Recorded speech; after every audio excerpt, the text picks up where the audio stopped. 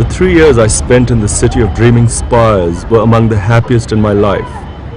This was my first visit in 18 years to Keble College, where I was given a privileged chance to combine sport with study.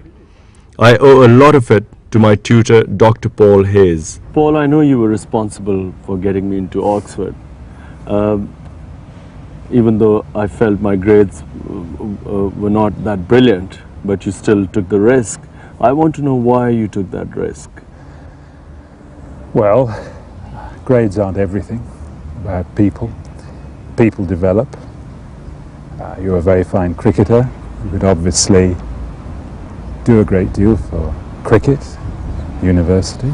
You see, I actually thought that as long as I could play cricket and just study a little bit, I would get through. But it came as a shock to me that the amount I had to study here was far more than I had even studied to, say, to do my A-level exams. Do you really think that you would have enjoyed doing the amount of work you had to do when you were here in Oxford had you not been able to play cricket at the same time?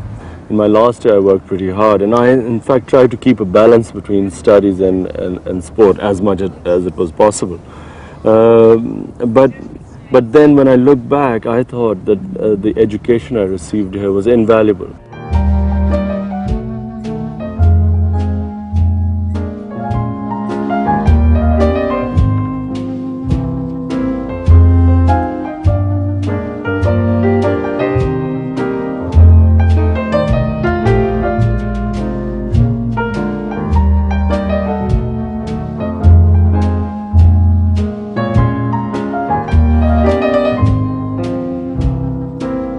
See, Imran, that as when you're an undergraduate you're not drinking anything. That's pretty unusual amongst sportsmen, and of course it was particularly unusual, wasn't it, when you were an undergraduate, because most of the teams I remember playing for, people drank like fishes rather than the reverse.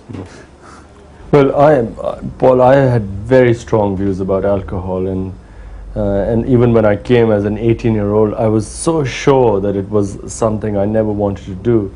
And when I look back, I think it's one of the best decisions I took, because really alcohol and sport just don't mix. Also, I see a lot of young Pakistani students who come here and who in similar situations to me end up, because they see everyone else drinking, they start, and really they probably can't handle it as much as, say, certain English people who've grown up with alcohol. My favorite spot in Oxford was the university parks, where I played most of my cricket. Players actually enjoyed the game, rather than treating it as work. One of my closest friends then was Guy Waller. Once I'd left the university, did you feel I would stay in this country so long and that I would still be playing cricket? I still think that you will be quite a significant figure outside cricket because of the You mean in Pakistan? Yes, I'm sure you will. And you have a lot to offer there. I think you're someone who's really obviously enjoyed the game of cricket, so it doesn't surprise me you've been going on as long as you have. But you know, I suppose playing a sport which is so uncertain. And I think at the time I had these set attitudes. I thought, okay, 1 year of cricket and then civil service.